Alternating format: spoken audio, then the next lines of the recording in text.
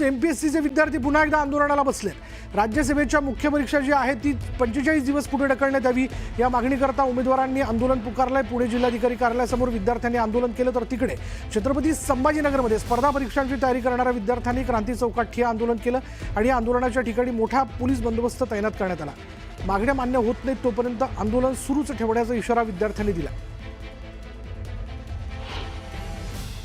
काय नेमकं आंदोलन करण्यामागची पार्श्वभूमी आणि काय मागण्या आहेत?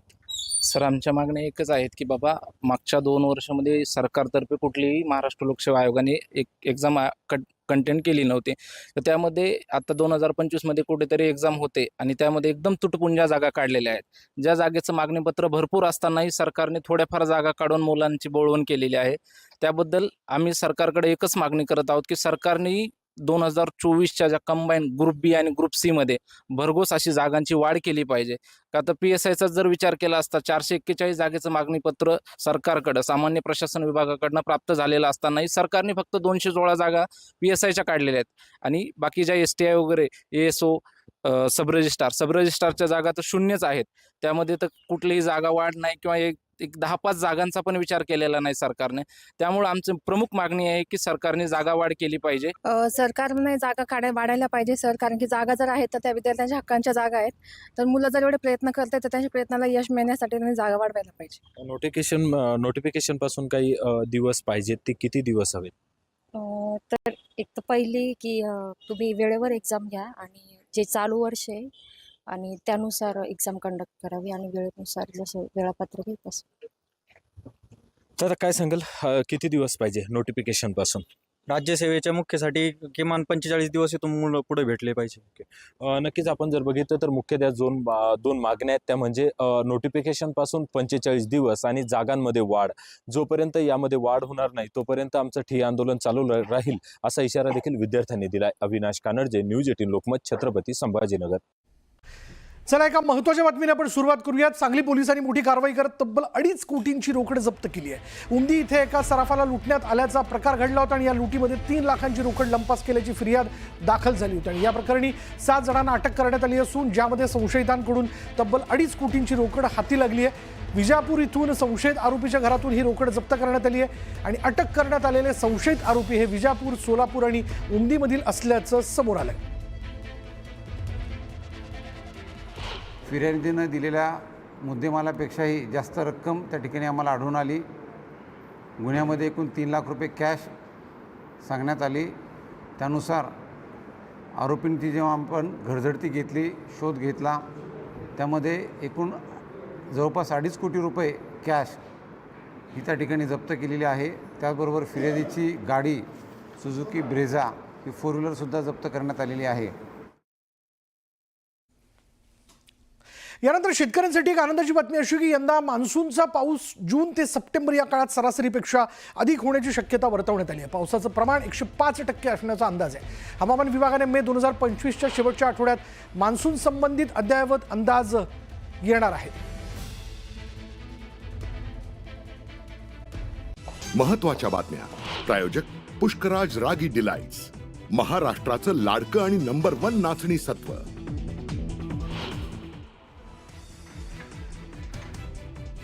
या ढोंगावरती मी लाथ मारलेली. मी भाजपला सोडला, मी हिंदुत्व नाही सोडलं. मी हिंदुत्व मेलो तरी सोडू शकत नाही. भाजपकडून अपप्रचार. नाशिकच्या शिबिरातून उद्धव ठाकरेंचा घणाघात.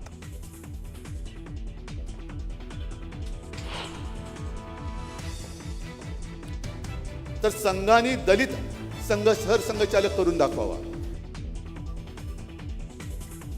काँग्रेस प्रदेशाध्यक्ष सपकाळांच्या वक्तव्याचा दाखला देत ठाकरेंचा संघावर हल्लाबोल.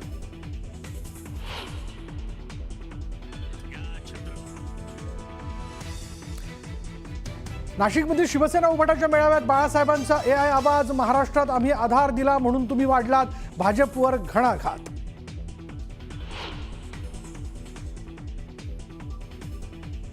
बाळासाहेब असते तर लाथच मारली असती. उद्धव ठाकरेंनी केलेल्या टीकेवरून चंद्रशेखर बावनकुळेंचा पलटवार. बाळासाहेबांच्या आवाजाचा गैरवापर नको असंही सुनावलं.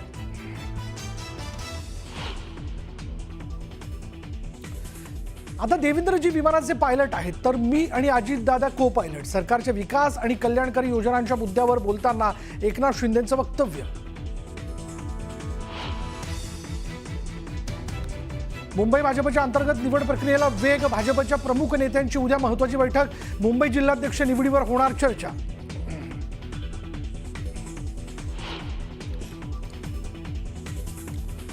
चंद्रकांत खैरे अंबादास दानवेंमधील वादावर पडदा, आमच्यात कुठलाही वाद नाही, दोन्ही नेत्यांचं स्पष्टीकरण.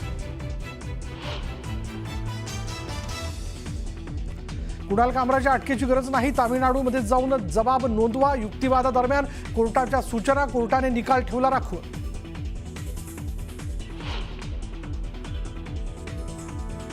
नाशिकच्या काठेगल्ली परिसरातील दगडफेक प्रकरणातील आरोपींना 3 दिवसांची पोलीस कोठडी, दर्ग्याजवळचं अतिक्रमण हटवल्यानंतर काही जणांकडून करण्यात आली होती दगडफेक.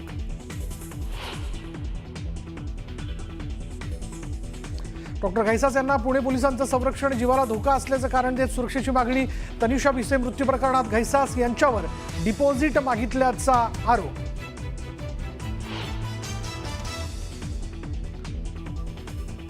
नागपूर मनमाड शिक्षक भरती प्रकरणात 5ही आरोपींची न्यायालयीन कोठडीत रवानगी.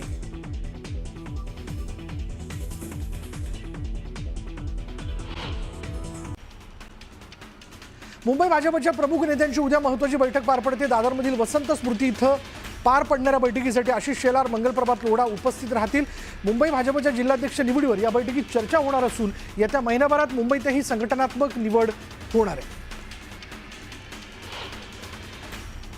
नाशिकमध्ये शिवसेना उभाटा पक्षाचं निर्धार शिबिर पार पडलं आणि या शिबिरात बाळासाहेब ठाकरेंच्या आवाजात एक व्हिडिओ क्लिप दाखवण्यात आली. महाराष्ट्रात आम्ही आधार दिला म्हणून तुम्ही वाढलात, अशा शब्दात बाळासाहेबांनी भाजपवर निशाणा साधला. नाशिक आणि शिवसेनेचं एक नातं. बाळासाहेब ठाकरेंच्या AI भाषणावरनं भाजप प्रदेश अध्यक्ष चंद्रशेखर बावनकुळे यांनी टीका केली आहे. आपला आवाज कुणी ऐकत नाही म्हणून आपले विचार बाळासाहेब ठाकरे आवाजात ऐकवण्याचा पोरकटपणा उभाटाने केला. बाळासाहेबांचे विचार बुडवले, आता त्यांच्या आवाजाचा गैरवापर करू नका, अशा शब्दात बावनकुळेंनी उभाटावर निशाणा साधला. महाराष्ट्राची दिशा आपण ठरवणार, गद्दार दिशा ठरवू शकत नाहीत, असा हल्लाबोल उद्धव ठाकरेंनी केला. हा महाराष्ट्र कोणाची मस्ती खपून घेणार नाहीये, असं ठाकरे म्हणाले. नाशिकच्या मेळाव्यात उद्धव ठाकरेंनी सरकारला धारेवर धरलं, आज मुंबई लुटली जाते, सर्व गुजरातला नेलं जाते, अशी टीका उद्धव ठाकरेंनी केली. पराभवाने खचून जाणारे आम्ही नाही, कोणाला वाटत असेल आम्ही खचलो, पण यापेक्षा वाईट काळ आम्ही पाहिला, छावासारखा संघर्ष आमच्या पाठीशी आला, असं प्रतिपादन राऊतांनी केलं. शिबिरात अडथळे आणल्याचा आरोप राऊतांनी सत्ताधाऱ्यांवर केला. EVM हॅक करून निकाल बदलले जाऊ शकतात, अमेरिकन गुप्तचर विभागाचे अधिकारी तुलसी गबार्ड यांच्या वक्तव्याचा दाखला देत संजय राऊतांनी भाजपवर निशाणा साधला. नाशिक मेळाव्यात उद्धव ठाकरेंनी राष्ट्रीय स्वयंसेवक संघासह भाजपवर निशाणा साधला. राष्ट्रीय स्वयंसेवक संघाने दलित सरसंघचालक करून दाखवावा, असं आवाहन ठाकरेंनी केलं. तर भाजपचं बुरसटलेलं हिंदुत्व मला मान्य नाही, असं ठाकरे म्हणाले. राज्याचे उपमुख्यमंत्री एकनाथ शिंदे दरेगावात दाखल झालेत. पुढील 3 दिवस ते दरेगाव मुक्कामी असणार आहेत आणि या 3 दिवसात ते कुटुंबासोबत वेळ घालवत कौटुंबिक कार्यक्रमात सहभागी होणार आहेत. जे गावाला गेलेत ते आजही टीव्ही समोर बसून आमचा निर्धार मेळावा पाहतायत, अशा शब्दात राऊतांनी पुन्हा एकदा उपमुख्यमंत्री एकनाथ शिंदेंना डिवचलं. आजही अमावस्या पौर्णिमा आली की आम्हाला भीती वाटते, असा मिश्किल टोला राऊतांनी लगावला.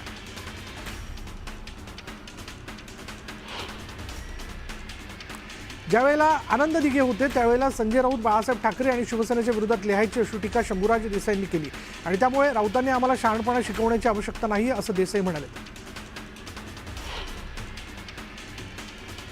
आमचं हिंदुत्व प्रबोधनकार, ठाकरेंचं हिंदुत्व आहे, शिवसेनेला हिंदुत्व शिकवण्याची गरज नाही, असं म्हणत अंबादास दानवेंनी सत्ताधाऱ्यांवर निशाणा साधला.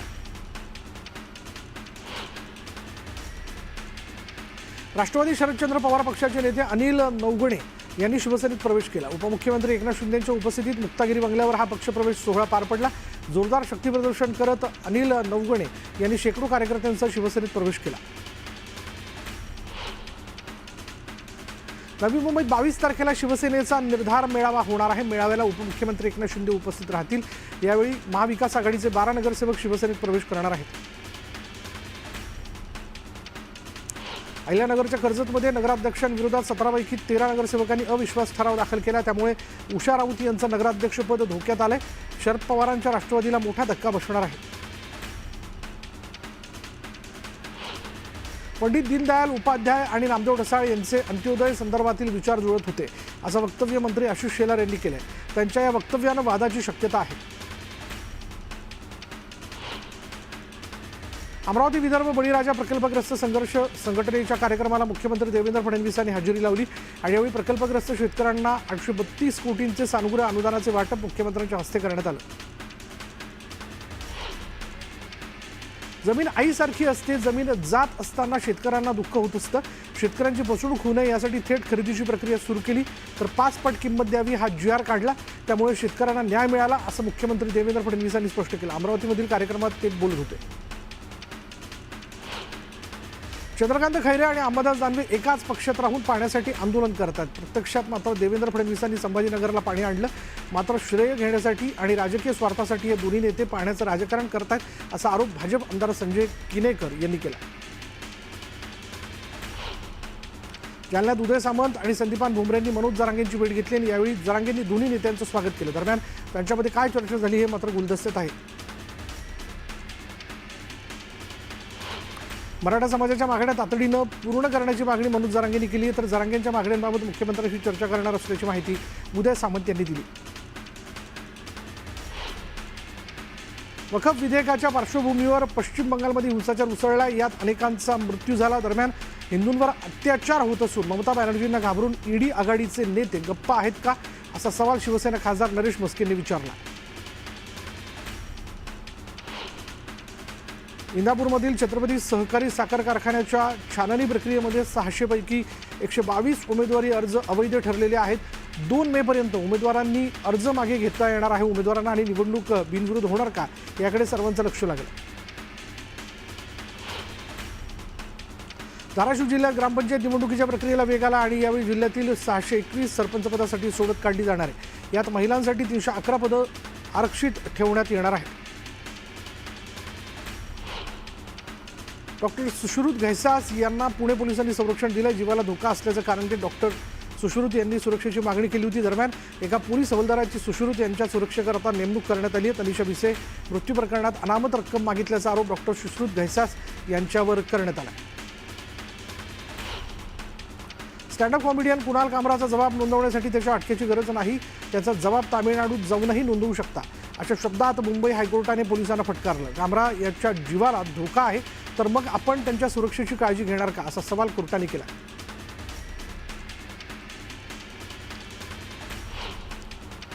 नागपूरच्या बनावट शिक्षक भरती प्रकरणातील आरोपींना न्यायालयीन कोठडी सुनावण्यात आली. या प्रकरणातील 5ही आरोपींची न्यायालयीन कोठडीत रवानगी झाली आहे.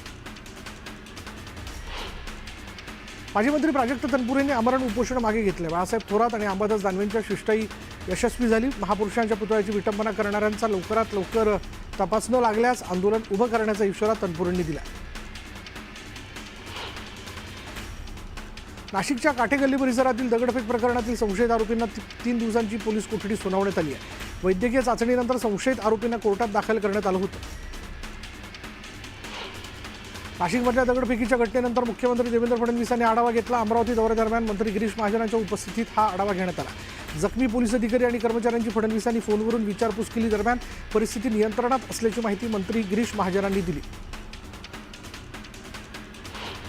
रखडलेल्या पोलीस भरतीचा मार्ग मोकळा झाला. उद्या मुंबईत पोलीस भरतीच्या पूर्वतयारीकरता महत्त्वाची बैठक पार पडणार आहे.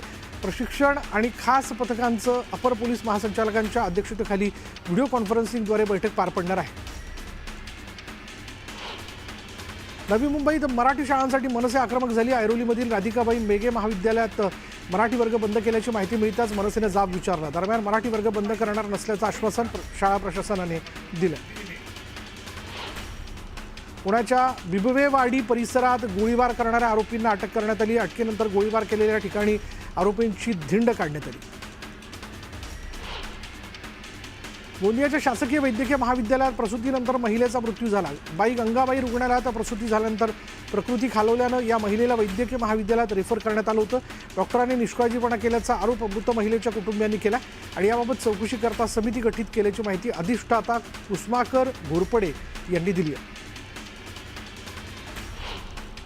राज्य सरकार पुरावे नष्ट करत असल्याचा आरोप निलंबित पोलीस निरीक्षक रणजित कासलेनं केला.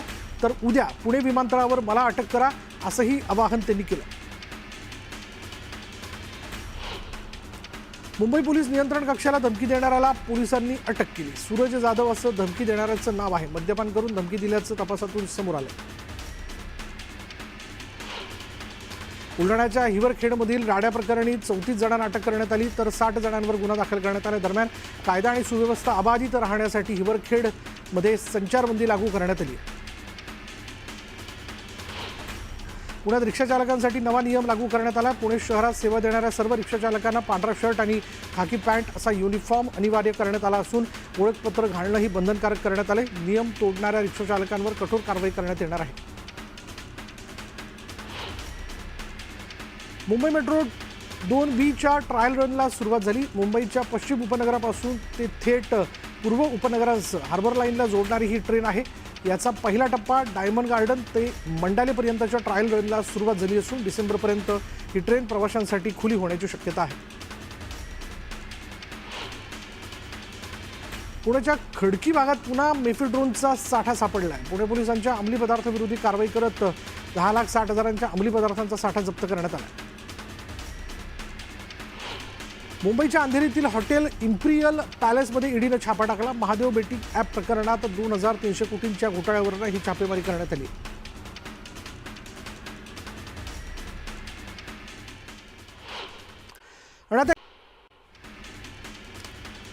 संभाजीनगरमधील विद्यार्थ्यांसोबत संवाद साधल्यानंतर त्यांनी वेगवेगळ्या भावना व्यक्त केलेल्या. पुढे पाहूयात. घाटकोपरमधील पाणी प्रश्नावर शिवसेना उभाटानं महापालिकेच्या एन विभागावर हांडा मोर्चा काढला आणि या मोर्चात महिलांची संख्या मोठी होती. यावेळी कार्यालयासमोर जोरदार घोषणाबाजी करण्यात आली. तर पाणी प्रश्न सुटला नाही तर उग्र आंदोलनाचा इशारा शिवसेना उभाटाच्या नेत्यांनी दिला. भिवंडीमध्ये 4.5 वर्षांनंतर हत्येच्या आरोपीला अटक करण्यात आली. दरम्यान पोलिसांनी दुकानात गाडून ठेवलेल्या मृतदेहाचे अवशेषही ताब्यात घेतलेत. गुलाम रब्बानी असं अटक केलेल्या आरोपीचं नाव आहे. नवी मुंबईतील प्रसिद्ध द्वारका स्वीट्सचे मालक प्रकाश सिरवी यांच्या विरोधात वाशी पोलीस ठाण्यामध्ये गुन्हा दाखल करण्यात आला. चाट कॉर्नरवर काम करणाऱ्या 2 कामगारांना जबर मारहाण केल्याप्रकरणी हा गुन्हा दाखल करण्यात आला. मुंबईत 10 वर्षीय तरुणीवर अत्याचार करणाऱ्या नराधमाला फाशी देण्याची मागणी करण्यात आली. दरम्यान फाशीच्या मागणीसाठी महिलांनी आक्रमक पवित्रा घेतला.